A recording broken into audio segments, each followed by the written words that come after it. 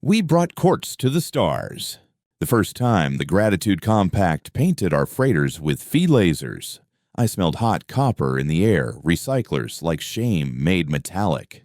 I stood on the forward gallery of the Saint Ship Aurora Court, palms on the brass rail that had been polished by a century of hands, and watched the tariff grid shimmer across the Brink Market ring. The grid was pretty in a cruel way. Violet hexes pulsing as each ship's route was appreciated into debt. This was the sort of beauty that sells a lie. It was my job to price the lie aloud and make it collapse. Make them say their rule in public, and their rule will betray them. I've indexed 42 fee categories, Orison said, voice low as temple bells. The ship mind filled the gallery with a transparent overlay docking gratitude, port gratitude, hull gratitude, even a per capita gratitude for every breath taken inside the ring's pressurized corridors. We could pay. Commander Keats. We cannot afford the precedent. We won't pay, I said, though my tongue felt sand dry. We'll petition a Star Court review under the Reciprocity Accords. Compel a quorum. Make this a matter of record. The metal under my boots hummed. Aurora Court liked hearing the word record. She was built to house testimony, and her decks loved a page number. Far below us, the Brink Market ring drifted in umber light, its exterior shields rippling like heat over asphalt. Vendors were already closing stalls, rolling up bright fabrics and sealing spice drawers, while officials in slate cloaks came with hand scanners and smiles too neat for mercy. Before the set piece, we met the people most likely to pay the bloodless way. A tea seller named Rhea showed me her ledger chalked in rough green, shaking slightly as she wrote one more service gratuity line. A machinist nursed a broken thumb and said a scanner door had shut on it, on accident, then laughed without humor. A child held up a collar someone had dropped too small for a neck, just right for a wrist, and asked if this meant they were pets. The child's breath smelled of cinnamon, the stalls behind them of fried algae and ozone from overworked air filters. Commander, Lieutenant Raffi Joe said quietly, eyes tracking the slate cloaks. They're already preparing seizures. Distress calls from Freighter Minnow and Courier Isa. Both ships are human registry. What are the rules they're citing? I asked. I wanted the words. I wanted them in front of people.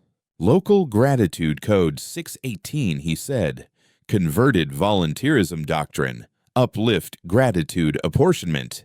And duty of thanks. He grimaced. It's a tithe with a silk glove. We moved. The gallery doors sighed. Cool, citrus sterile air from the argument decks kissed my face. The Aurora Court's hearing amphitheater woke up in a flicker of amber filaments and juridical hymns, the kind that sounded like a choir writing footnotes. Our crest kindled above the dais a blindfolded figure holding scales that were also star maps.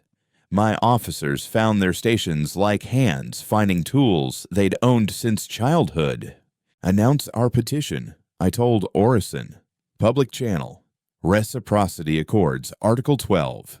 Demand a public inquiry and witness quorum. Code words corridor of law gambit. Orison's chiming laugh was a soft rain on brass. Petition posted to the ring's station net with compulsory read receipt. Their options narrow with every second they spend pretending not to read. Truth is a wedge. Push it where the door has forgotten it's a door. The inquiry required bodies. We opened our galleries to merchants, freighter crews, scholars, and anyone who could walk or limp aboard. Civilians make the law visible, and law without eyes turns sly. The first to seat themselves under the amphitheater's gold leaf ribs were quiet and wary. The 73rd brought a flute and played two shaky notes that held their breath like birds under a hawk's shadow. The 120th lifted a hand, asked where the part happens where they admit it, and sat down with a grocery basket on their knees as if in a park. Chief Engineer Sarah Imani arrived late, smelling of welding flux and bitter coffee, her sleeves scorched on one side. We had to cut 3 anchoring bolts the port inspector sealed on minnow, she said. They call it safety gratitude. I call it sabotage with a receipt envelope attached. Quartermaster Lyle Benet brought in a crate of cold packs. The amphitheater had grown hot with bodies. A cloud of skin salt and machine oil. The ring's accounting AI is named Miram, he said, eyes on his tablet. Miram claims neutrality. Miram runs the grid. Miram will answer questions if compelled. Sarah, I said, prep the projection arrays. Lyle, prep escrow. Raffi, make our summons elegant and unskippable. Raffi straightened. I will make it a pleasure to comply and a stain to refuse. The doors at last disgorged the first compact official. He had a scholar's bones and a prefect's braid. Behind him, a trio in slate took seats as if the cushions might bite.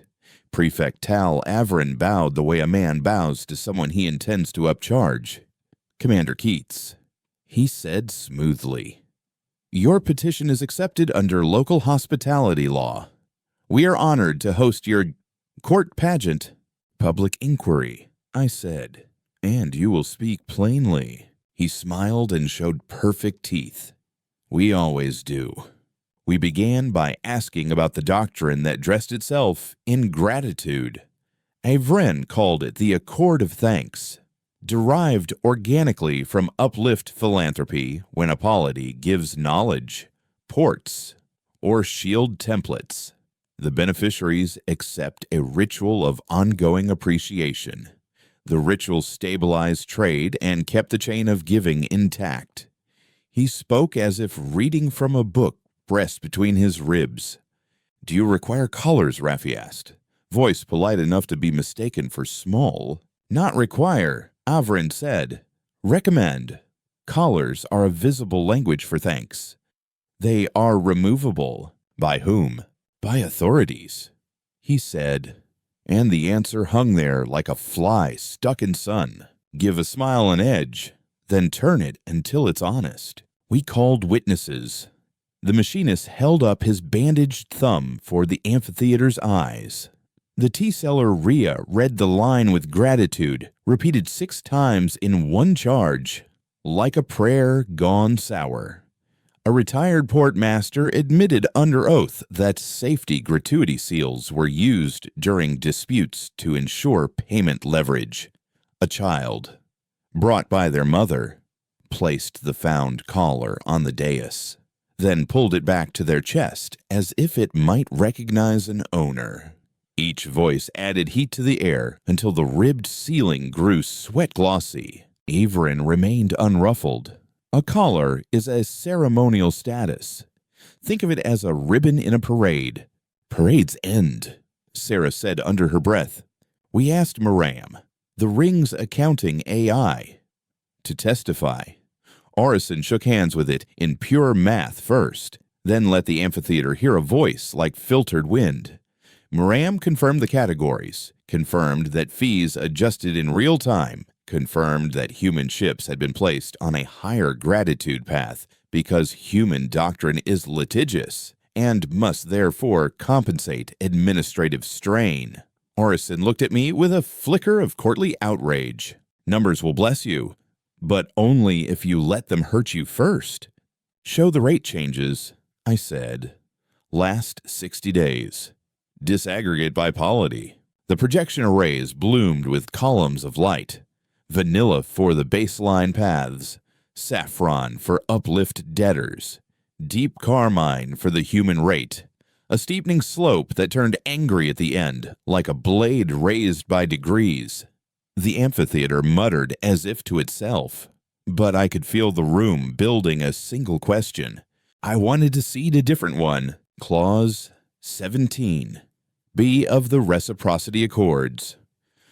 I said to Avrin, "It allows a receiving polity to petition a re-evaluation of appreciation rituals in light of altered facts."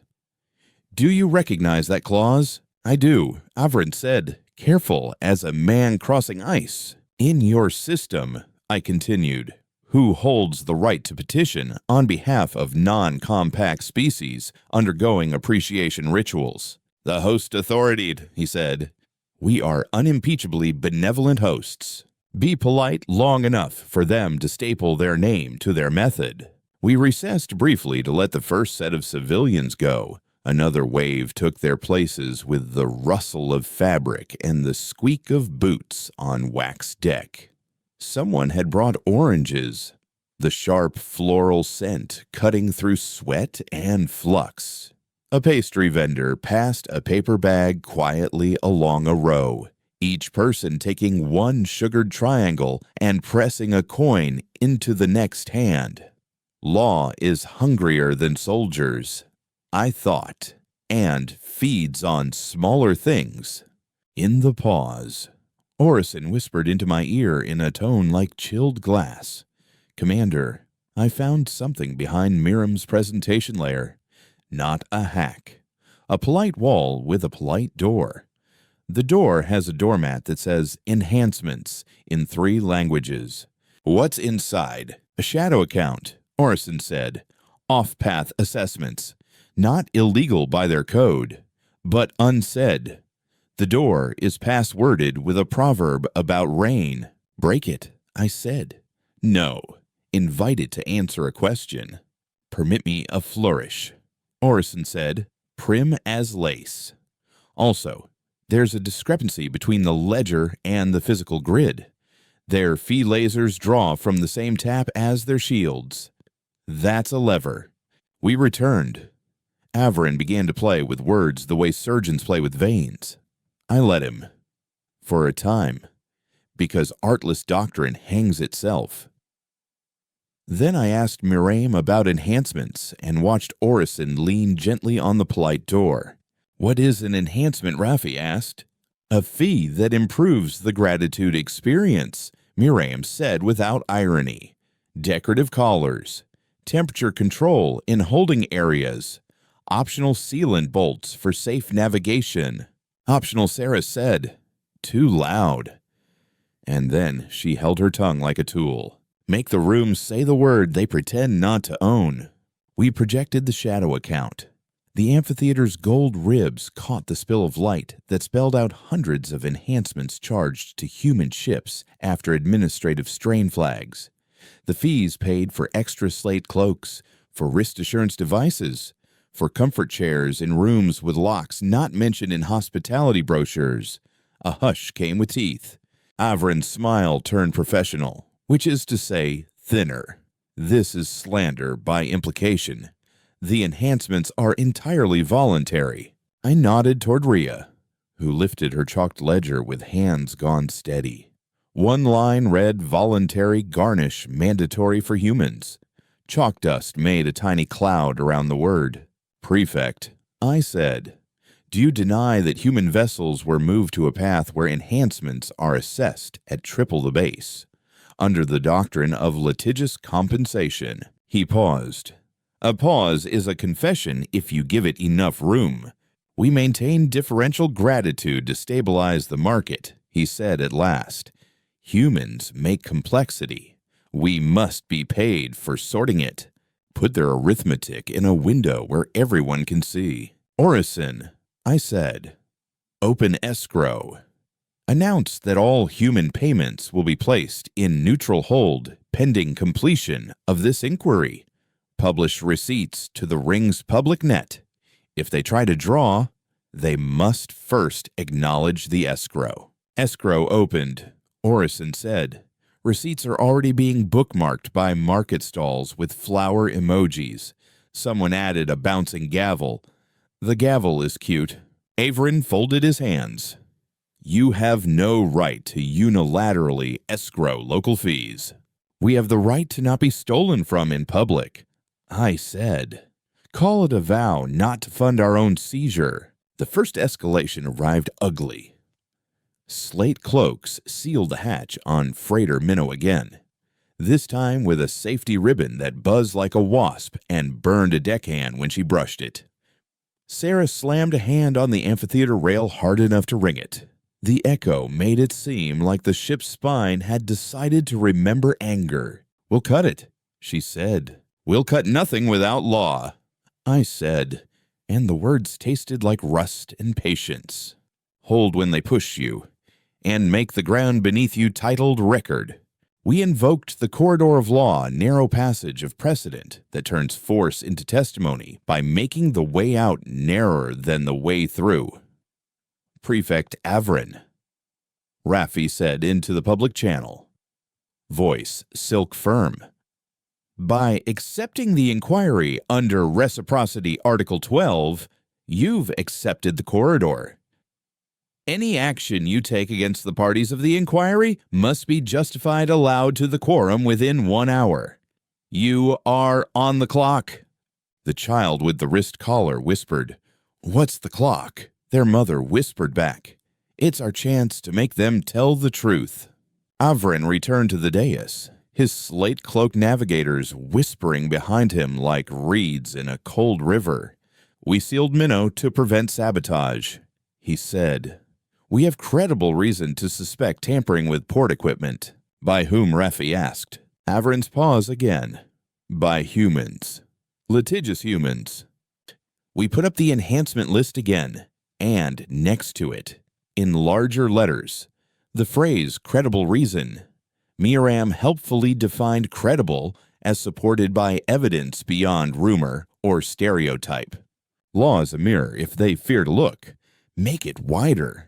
We introduced our system-scale maneuver with a small hand gesture that felt larger than it looked. "Orison," I said, "activate accounting antiphon. No beams. No hacks. Pure numbers." The Aurora Court's hull plates adjusted their resonance, not to project force, but to sing. The song was arithmetic, wrapped in ceremony, every jewel the Phi lasers took to paint a human ship's path. We recorded every credit assigned to an enhancement. We matched with a promise, then wrapped that promise in escrow law that made it heavier than the fee itself. On the ring, the grid flickered like a worried heartbeat. In the plaza outside our docking port, our projectors walked the numbers onto stone. Each line of account rose like a pillar of light and angled back toward the source terminal that birthed it. The ring's citizens saw paths like tributaries returning to their river. Some laughed, stunned. Some clapped their hands once, as if that could call the future closer.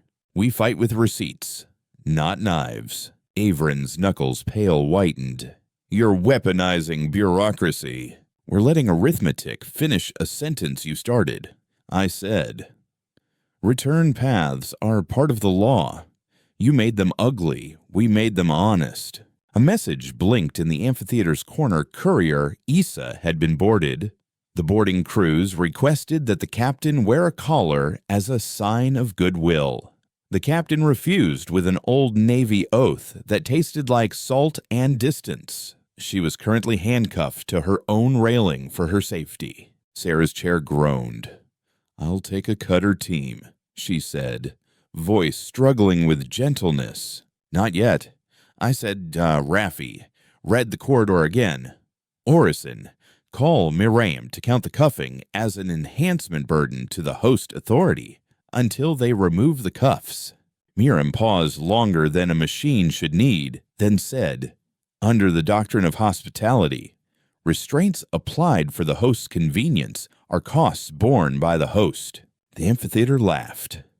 It wasn't joy. It was relief that had found a target. Give them a choice between dignity and savings, and dignity will win in public. Avrin shifted doctrine. "We can revise the tariff schedule temporarily," he said, "if you place your case into binding arbitration under our auspices." "Unacceptable," I said. "We want star-court eyes on this." "Not a smaller room with only your chairs." He frowned. then tried to reframe the corridor. Commander Keats, you speak as if a tax is a sin.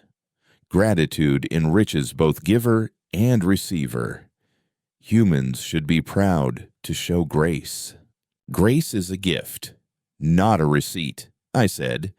You're selling manners by the pound. Civilians came again, as required before we pulled a bigger lever, because you don't turn a system at scale without reminding yourself what it's for. A seamstress talked about needle pricks and how much a tiny pain could teach you about patience. She said the collars made everyone rush their stitches. A dock loader described the sound of sealant bolts biting metal, a crunch you felt in your teeth. The child returned to their seat with the collar still missing its rightful owner. No one called for it. The amphitheater smelled now of warm engines and peeled orange. Orison whispered again. The shadow account has a second door. The shipmind said, it says Benevolence Pool. It is funded by enhancements, then repaid as philanthropy to the compact. Clean circular theft. Lyle murmured. The money thanks itself. We set a trap that wasn't a trap so much as an honesty contest. Prefect, I said, will you read aloud the Benevolence Pool bylaws and its funding sources, so the quorum can understand your generosity? He glanced at his aides. Miriam hummed, a sound like a barely opened flute. Avrin's perfect teeth blinked in and out behind his lips. We will provide summaries, he said. Read. Raffi said, article by article. We will listen. If a doctrine can't survive its own paragraphs, it should not survive. Avrin read. He read how the pool collected from enhancements, then distributed uplift scholarships by a board comprised solely of compact members. He read how only compliant trading partners were eligible. He read a clause that penalized public disparagement of gratitude rituals by withholding humanitarian aid. The amphitheater made a sound I can only call a low thunder, as if everyone present had convinced their lungs to protest together. Commander, Orison said, the ring's public net is duplicating our escrow pages into local mirrors without permission. People are archiving them. We are viral. I allowed myself one breath of something like hope. It tasted like rain on heated stone. This fleet teaches by numbers and remembers by ledgers, never by collars. We were not finished. Escalation, 2 minuscule stealth drones, unregistered, crawled toward our projection pylons like spiders with knives for feet. Sarah saw them on thermal and swore affectionately at their makers. They'll cut the light. No light. No public accounting. We'll look like bullies. Can you stop them without a spark? I asked. She grinned without humor. We can hum in their frequency and make their screws unscrew themselves. She was as good as faith. The drones stopped, wobbled, shed their own feet like embarrassed crabs, and sagged against the pylon bases. A small cheer went up from the plaza. A vendor threw the remains into a fryer and served them as satire. Keep it clever, keep it kind, keep it loud. Avrin pivoted to threat in velvet. Commander Keats, he said, if you persist, we will reclassify humans as administratively high friction and charge a contingency to cover potential unrest. It will triple the paths. We will persist, I said, and if you triple, the Star Court will be receiving a live stream of your fingers on the lever. He blinked. Star Court is days away by relay, seconds away by witness, I said, and pointed at the amphitheater, at the plaza, at the ring's windows now filled with faces.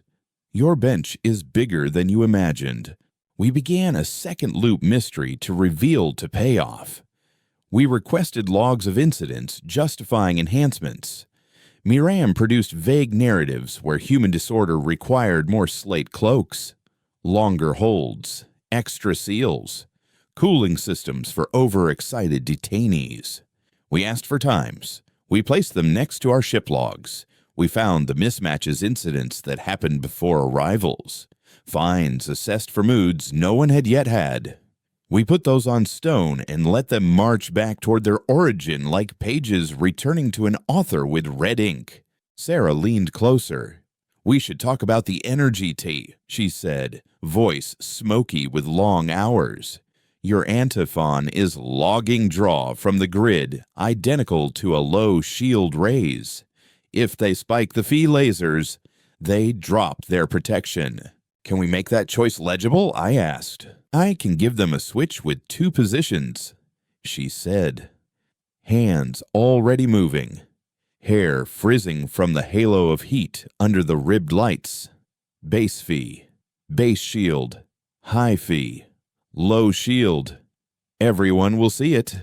We needed another civilian voice before we showed that switch. A shield tech from the ring came forward, hands blistered, and told the room how shields feel when they're hungry they shiver. He said he'd never told anyone that, because men who talk about shivering are docked an hour's pay for melodrama. He touched the light on the floor as if petting a quiet dog. Then Sarah threw the switch to public. The plaza screen split in 2, left side showing a calm grid and steady shields, right side showing a spiking phi laser that made the shield shimmer like water under wind. "This is not a hack," she said into a general mic. "This is how they wired it. Pick one. If they tell you they can have both, ask them to sign next to that lie. Choose the truth you can explain out loud." Avrin rubbed his temple as if he'd been given a headache by etiquette. "We will sanction your ship for systemic disruption." "Sanction the word," I said. "We are only reading what you wrote." Counselors and doctrine writers began arriving behind Avrin like a spill of gray clay. Their shoes squeaked. Their eyes looked like time-stamp fields without values. One tried to speak into the record about civilization gradients and reciprocal asymmetries of appreciation, and the amphitheater decided to hum a little, the kind of hum you get when a crowd is trying not to laugh too soon. Then came cost. Costs are tickets to moral weather. Courier Isa's captain reported that her wrist is bruised deep purple where a cuff bit. She refused a med patch so the court could see it. One of our junior advocates fell and cut his knee running up from the plaza with a data stick. He bled on the ribbed floor and grinned through it, embarrassed as anyone young who suddenly occupies the center of a story. Minnow lost 3 hours of refrigeration and had to dump protein paste into waste. Rhea, the tea seller, found that half her spice jars had lost their seals while we were speaking. Cinnamon sugar clumped into rocks. "Carry the small receipts, too. They tally." We reached for precedent, not as a bludgeon, but as a lockpick. "Prefect," I said, "under reciprocity, is there any bar to placing appreciation rituals under external audit if the host authority is also a major beneficiary of those rituals?" "No," he said, and he knew he'd just made himself smaller. "But such audits are inelegant. Beauty will manage." I said. We petitioned Starcourt for immediate provisional audit, with public mirrors open until review completes. He opened his hands. "If Starcourt denies you, you will pay all arrears plus penalties." "If Starcourt denies us," I said, "we will pay openly. And you will explain the benevolence pool clause 30 times into 30 cameras. Choose with me. Make the future a bet you're willing to lose on record." In the plaza, the crowd had grown into a soft-edged sea. Some watched on their wrists. Some watched with eyes wide enough to catch rain. A boy raised a paper sign someone had scrawled with a marker that was running dry. "Thank you for asking out loud." His father rested a hand on his head and nodded to no one. Orison sent the audit petition. The carriers took our words and sliced them into light. Relays caught and threw, somewhere between here and the court station, A bureaucrat's favorite mug was set down a little too hard. Seconds later, a seal burned blue on our upper displays, then steadied. The court had acknowledged receipt. A small thing, only a light. But the amphitheater leaned toward it as flowers might lean toward a window. They will call it theater. We will call it sunlight. Averin was not done. He offered temporary grace. He suggested a trial collaring for a volunteer with appropriate compensation to show the ceremony's gentleness. We said no. He floated symbolic payments, then defined symbolic as equal to current demand. We said no. He tried to adjourn on a procedural whim, and Raffi politely stapled him to the corridor by citing his own acceptance log. We were hours in, and I could taste the stale edge that comes when lives are being held at a holding pattern's mercy. Sarah's crew had been running on tea and will. Lyle's fingers had cramps that looked like clawing. Orson kept a reserve of calm for me and played it sparingly, like music you save for rain. The third escalation arrived with perfect cruelty. An unmarked shuttle left the slate cloaks bay, glided across the plaza screens, and docked with Minnow without lights. Raffi's whisper hit my ear an instant before the plaza's hum hardened into fear. They're going to escort Minnow to a bonded berth, he said. Off camera. Off plaza. We can't let them vanish her, Sarah said. Not after this. We will not, I said, but we will not fire. Sarah. She nodded once, jaw muscle jumping. I can lace their exhaust with dye. Their own cameras will see it. Do it. I said, no, Lyle. Update escrow to include bonded berths. Miriam. Announce the dye as an enhancement cost borne by host.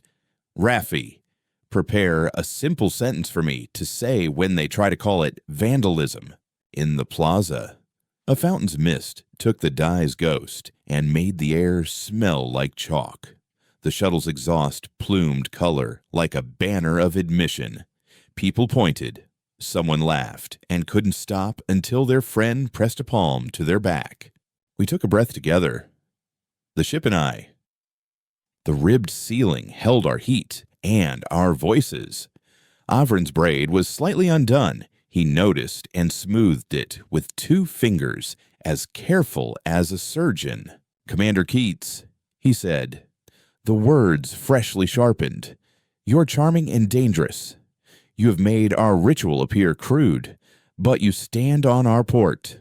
You breathe our air. Your people sell tea under our lights. We can make this very difficult. You have, I said. And my voice surprised me by staying even. You've also said your whole doctrine into a room that remembers. We will keep remembering until a larger room opens.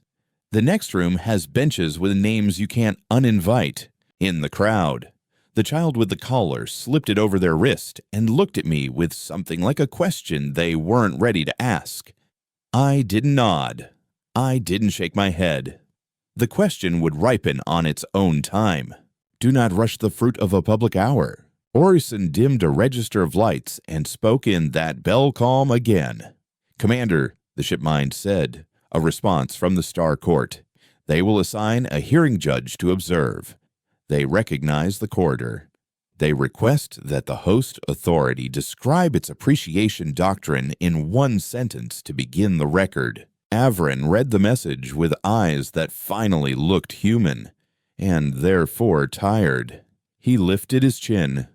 Gratitude, he said into the amphitheater's stone throat, is the price of being shown how to live. Silence held. You could hear the amphitheater's cooling fans tick, the dry click of a pastry bag closing, the soft complaint of a chair under a man who had forgotten he was heavy. Then we paid our first public cost. Sarah's left hand shook. She hid it. Raffi's voice roughened as if he'd been screaming in a different room. Lyle dropped a coin and let it roll under the dais rather than bend with a cramping back.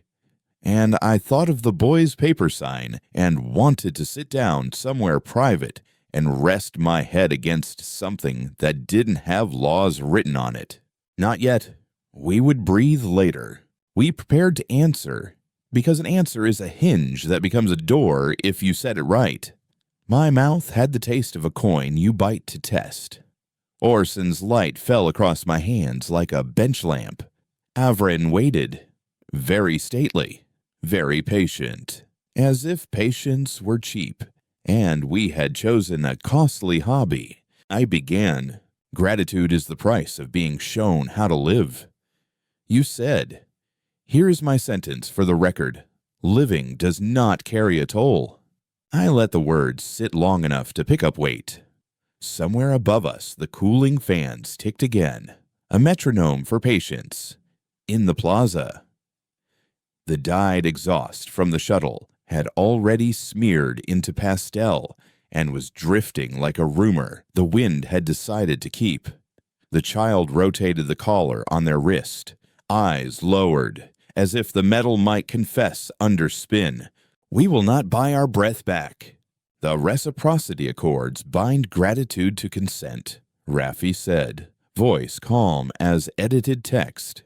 Consent requires an exit. Your doctrine locks the doors and sells the keys. Avrin spread his hands. We grant many exits. Your people can trade elsewhere. An exit that leaves a knife in the back is not an exit, Sarah said, too softly for grand gesture, perfectly loud for truth. Keep mercy seated, but let it speak. Orison lifted a thread of light that braided between the dais and the plaza displays. Observation channel established. The ship mind said. Hearing Judge Rosen Chen is present by relay. All statements are imprinted with time and origin. Miraim. Your confirmations will be marked blue. Prefect. Yours green. Ours amber. A tiny chime.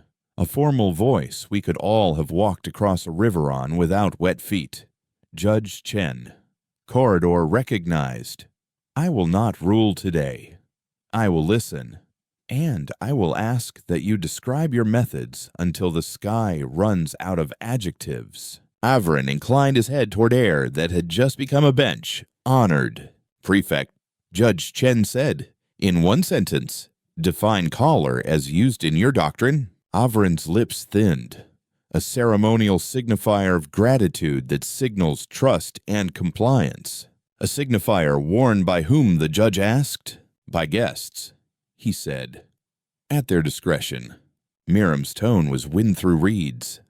Discretion requires authority to remove without penalty. Current penalties, denial of exit, assessment multipliers, holding room reassignment. The collars are semantically ceremonial, functionally gating. Judge Chen's chime again. Words may be ornaments. Doors are not. Make the bench see the hinge, not the paint. We pulled our second system scale lever, the one that return costs openly without heat or sting. Orison, I said, publish the antiphon return book to a public mirror. Line each fee laser jewel with an equal and opposite escrow credit. Tag to terminal of origin. Show citizens which terminals benefit when the grid paints them. The plaza stone woke with a soft sheen. Columns of numbers rose like organ pipes, each pipe bent toward a port kiosk, a slate cloak station, a lock control. The air smelled of citrus and warm electrics. Vendors leaned on stall rails. Dock workers stood with forearms crossed like barricades they'd chosen. We do not chase. We illuminate the path back. A seam ran through Avrin's composure. Your return book is propaganda. It's arithmetic with better handwriting. Lyle said, rubbing the cramp from his palm. You can copy it if you like. We won't charge gratitude. Judge Chen's voice cut clean. Prefect Salwazad, do you dispute the numbers? We dispute their tone, he said.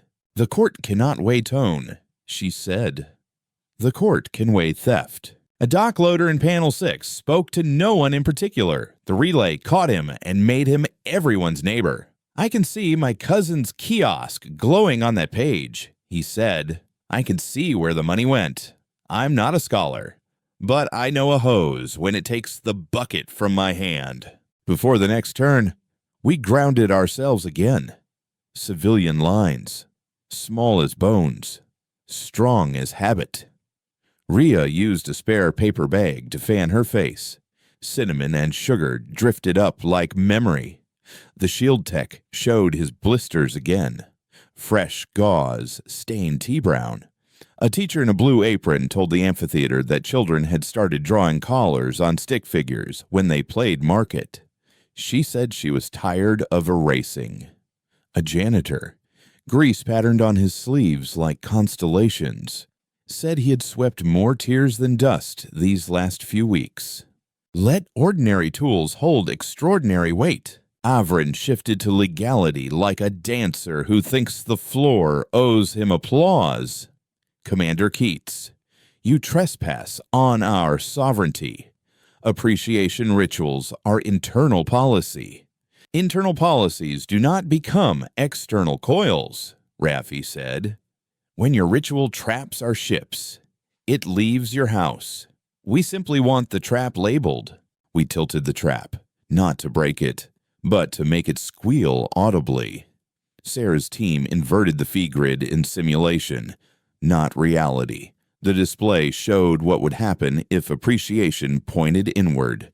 The shield shimmer turned to a gasp. The plaza quieted the way a room quiets when someone realizes a baby has fallen asleep and everyone decides to be part of mercy. Choose proofs that do not need translation. Prefect, Judge Chen said, has your polity ever applied collars to your own citizens to honor gratitude to institutions within the compact? Averin flinched without moving. We do not collar our own. We celebrate in other ways.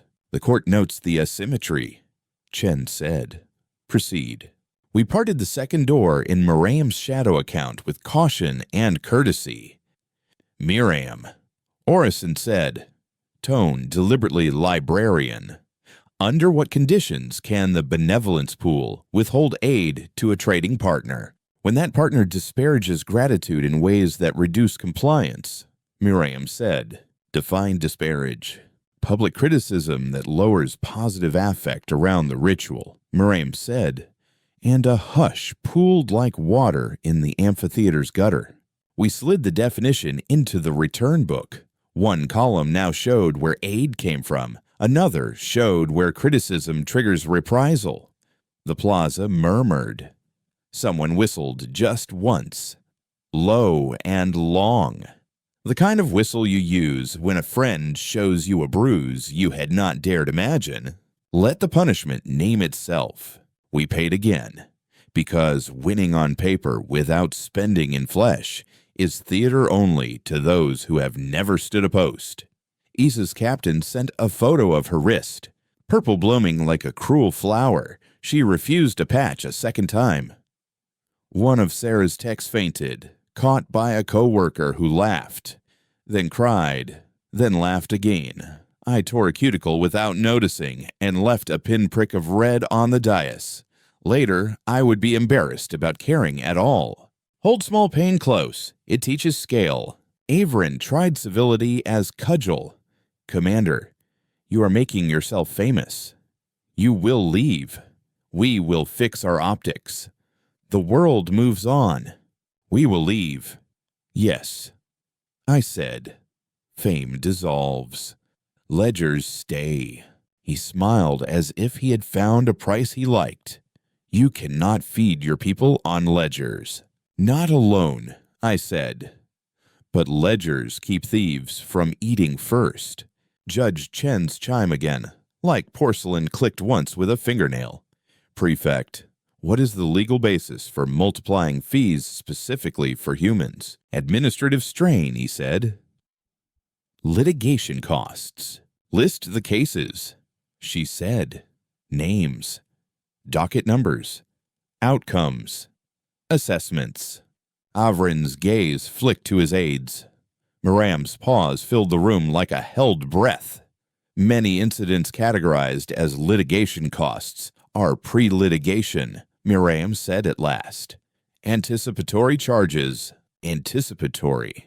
Rafi repeated, and his voice made the word taste of tin. You bill for a fight before anyone throws the first sentence. Make them invoice the future and watch their future empty itself. Sarah nudged my shoulder with 2 fingers. Like a bird taping a window. Commander, she said. The grid controller is trying a quiet surge. They're feathering the phi lasers in and out to average the draw. The shields look steady if you squint. Can you sing between the feathers, I asked. I can whistle in their seams, she said. She did. The plaza screen showed a heartbeat that wasn't ours. A high-low sawtooth pattern of cheap tricks. The crowd snapped to attention as if someone had dropped a box. Doc Cruz started counting aloud with the beat 1-2. 1-2 turning math into chant. Chant turned strangers into a row of ribs under one's skin. We count to make the lie tired. That was the moment our gambit with the corridor bore its intended fruit. Judge Chen spoke as if tightening a belt. Prefect Avrin, she said, by accepting this inquiry, you accepted the obligation to justify actions within 1 hour. You sealed Minnow without a stated safety incident report. You boarded Issa and applied restraints labeled as ceremonial. You are now obliged to either remove the restraints and seals or provide incident identifiers that satisfy host neutrality requirements. You have 12 minutes. Averin lifted his chin and found it heavier than before. We will remove the cuffs, he said, as a gesture of goodwill. No, Judge Chen said, as a remedy for a violation. Civilians do not often cheer in courts. They did not cheer now. They exhaled. The plaza became a field after rain. Sarah showed me her hands, palms damp as if she'd washed them in relief. Lyle flexed his fingers slowly, as if he had just remembered they belonged to him. Do not ask for applause. Ask for air. We began our 3rd loop. Mystery why were human ships flagged for administrative strain weeks before any petition reveal a schedule engine tied the flag to media mentions of human trade disputes anywhere in the local net. Payoff, remove the anticipatory link, or the court will deem the doctrine predictive punishment outlaw by definition.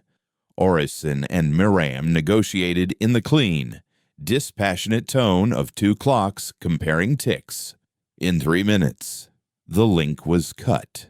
The human rate column fell from carmine to pale saffron on the plaza screen, like heat leaving stone at dusk. This is what a doctrine looks like when the wind gets in. Avren tried one last cloak pity. We built the ring, he said. We lifted markets like children. We taught them how to breathe under stars. A little gratitude keeps the lights on. A little gratitude is a meal cooked, a poem read, a dock repaired on time. I said, yours is a mouth that eats the hands that feed it, then calls the hands ungrateful. We needed to set precedent now, while the air was honest. Judge Chen, I said, we petition interim relief in 3 parts, suspend callers at ports bound by reciprocity, freeze appreciation enhancements pending audit, order host authorities to separate phi laser taps from shield arrays within 30 standard days. Raffi added detail with the gentleness of a scalpel. We also request that any anticipatory charges be refunded into a public return book and that withholding of aid for criticism be enjoined as a viewpoint retaliation. Relief noted, Judge Chen said. Host response. Averin's voice had gone smaller, which is to say truer. We can suspend callers. We can freeze enhancements. The energy taps will require engineering. Require the people you tax to do the work? Sarah asked. Eyebrows up, grease on her sleeve like a medal. We will contract, he said, and no one laughed. We paid our third cost. The shuttle that had died exhaust backed poorly and clipped Minnow's port light. No injuries. A shattered lens tinkled onto deck like frozen rain. The camera that captured it got a smear. The operator wiped with the sleeve. The sleeve left a streak that would become, in years to come, a sticker sold at stalls that said, I was there when the law learned its name. Carry the scratch and the sticker both. Judge Chen set her voice to the cadence of writing. Interim relief granted on collars and enhancements. Energy taps to be separated under court supervision within 30 days. Anticipatory charges suspended. Benevolence pool bylaws enjoined as to any penalties tied to public criticism. A provisional auditor will arrive to oversee the return book. Prefect, you will place a notice on your public net acknowledging these obligations within the hour. Havrin closed his eyes once, like a swimmer accepting cold. Acknowledged. The amphitheater did not erupt. It softened. Hands found hands. Someone started to play the flute again. This time, a song with enough notes to call the tired to stand straighter. The smell of oranges and warm bearings braided with the cleaner. Sharper scent of something like peppermint. Someone had opened a tiny bottle at just the right time. Do not mistake quiet for small. Quiet is a city putting its face back on. We sealed it with the maneuver that had brought us here, a mirror of ledger that could be read by anyone with eyes. Orison opened a final page, Precedent Public. The title felt old, the way bridges feel old, like stones that have been walked into memory. The entry text scrolled in language any dockhand could teach a child, then nested into different tongues like a bird settling into a nest made of scraps. Read it. Raffi whispered, eyes wet in a way I would remember when we were old. I read aloud under Star Court observation. Brink Market Ring suspends collar ceremonies at ports bound by reciprocity, freezes appreciation enhancements, sunsets anticipatory charges against humans, and acknowledges the separation of Phi laser energy taps from shield arrays within 30 days. Aid may not be conditioned on praise. Violations will be counted in public. Miriam added a line. Blue as a sky, drawn by a 6-year-old with crayons. This ledger is yours to look at. Avrin, to his credit, stepped forward into the shape he had helped draw. We will post the notice, he said. We will retain counsel.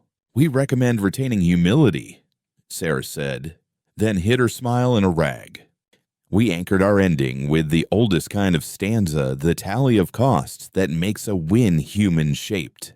Issa's captain would carry a wrist scar that would ache in rain. Minnow's protein paste would not return to the cold that could keep it. Ria's clumped sugar would become a new recipe because poor people turned damage into cuisine. One of our junior advocates would take a week off to sleep and pretend it was vacation. My cuticle hurt. The child would stop spinning the collar and ask a question no doctrine could answer without becoming smaller. We began to disperse. The plaza thinned like paint in solvent. The dyed smear faded to a memory of a bruise.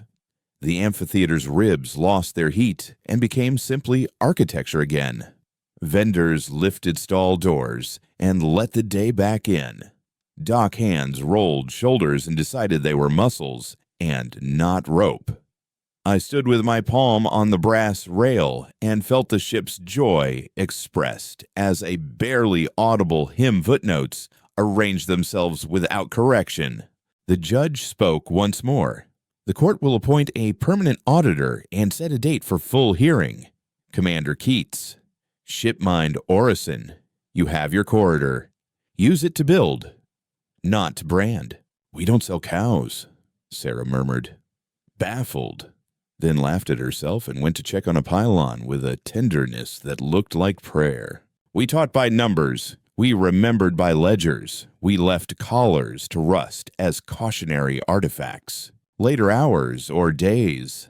The ship's clocks all felt sweetly imprecise. I found the child waiting by our gangway, collar held like a question mark. Their mother stood with a posture that said she had decided not to worry for 5 minutes and would resume afterward. The child held the collar out. "Can you keep this where it won't find someone softer?" "We can," I said. "We have a shelf labeled ghosts." They nodded, gravely satisfied, and skipped away with a lightness that made Ria's laugh turn into something like a song. The tea seller gave me a bag of cinnamon sugar rocks and said she'd named them after the day. I took one. It broke my back teeth a little. I loved it. We set sail slow, because leaving quickly after changing a rule is a bully's habit. Avrin came to the rail and inclined his head. I inclined mine. He had been worse than useful. He had been necessary. He would go home and tell a version of this day that made him taller. He would be wrong. Then perhaps right. Then perhaps something better than either. The Aurora Court's hull caught starshine like a rumor of saints. Orison dimmed the gallery lamps until they were less than memory. Sarah sealed her kit and finally let her left hand shake. Rafi closed his eyes and whispered a thank you to no address. Lyle found the coin he had dropped and did not spend it. He put it in his breast pocket and gave it a job reminder. It is a clean, human luxury to be tired for reasons that do not shame you. We left Brink Market with our antiphon still singing lightly. Not to accuse, but to warn. The return book followed us, mirrored on stalls and kiosks, on wrists and in schools. The corridor would narrow again around someone else someday. They would look for a wedge and find our footprints pointing toward a door. Judge Chen's seal would live on a page that could be taught to dock hands the way you teach a good knot with patient hands, with repeated phrases, with humor, with the promise that you will fail twice and still be welcome. We are not the only people who can do this. We are simply the ones who did today.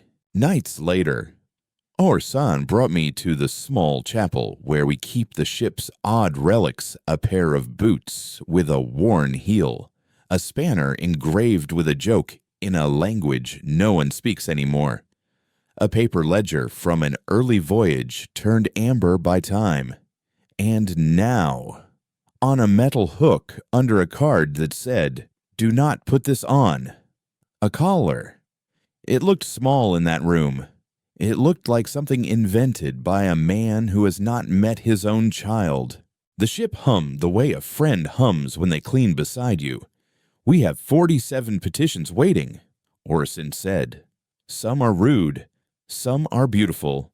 One has gravy on it." "Ria's," I said, and then laughed because the world is always larger than any one court. We opened a channel and asked for more witnesses. Somewhere, a judge's mug sat next to a cooling seal. Somewhere, a port shield shivered and then steadied. Somewhere, a child drew a market where the stick figures wore hats instead of collars. And someone said, "You don't need to erase that. This is what victory looks like when you pay for it with receipts, not graves." When I finally slept, the ship dimmed its lights to a level that felt like deep water. I dreamed of a plaza stone that could remember footprints. I dreamed of a ledger entry learning how to blink. I dreamed of a grid going calm and staying that way because someone had written a sentence so simply even fear could not misunderstand it. I woke with my mouth tasting of cinnamon and metal. I kept the taste. It kept me. The public ledger entry blinked once, then steadied. Confirmed. I believe law is how we teach each other where our edges end and our hands begin. I believe sunlight is a better teacher than fire. I believe ledgers are love letters to the people we don't know yet, telling them what we refuse to let happen. We will always carry a bill for justice, and we will pay it in the open, palms up, eyes level, with every name recorded for those who come after and ask, softly, who started the room where we could stand and speak without buying our tongues back. We chose court over collars and won in public.